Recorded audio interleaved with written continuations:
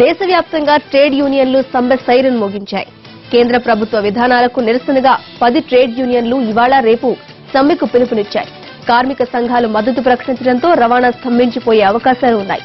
Banking తో పాటు ఇతర సర్వీస్ సెక్టార్లపైన సమ్మె ప్రభావం కనిపించబోతోంది. ఉద్యోగ విధానాలపై కేంద్రం అనుసరిస్తోన్న వైఖరికి నిరసనగా సమ్మె బాట పట్టాయి ట్రేడ్ యూనియన్లు.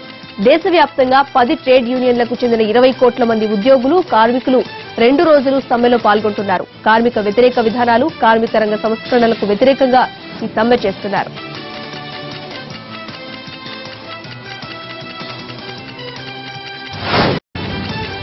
రవాణా, టెలికాం, విద్య, వైద్యం, coal, steel, electricity, banking, insurance రంగాలు సమ్మె కారణంగా స్తంభించిపోనున్నాయి.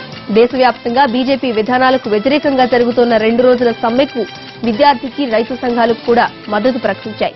ట్రేడ్ యూనియన్లు భారీ ర్యాలీలు, ఆందోళనలు చేపట్టాలని నిర్ణయించాయి.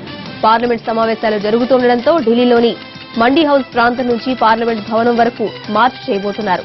2 రోజుల సమ్మెలో భాగంగా దేశవ్యాప్తంగా రైలు రోకోలు, రోడ్డు దిగ్బంధనాలు చేపట్టాలని ట్రేడ్ యూనియన్లు నిర్ణయించాయి.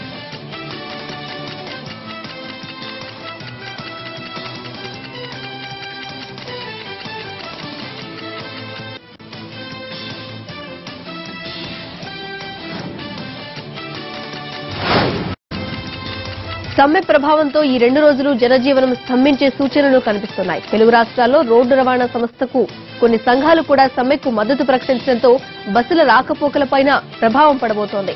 హైదరాబాద్ లో 1,00,000 ఆటోలు, 50,000కు పైగా క్యాబ్ సర్వీసులు నిలిచిపోతున్నాయి.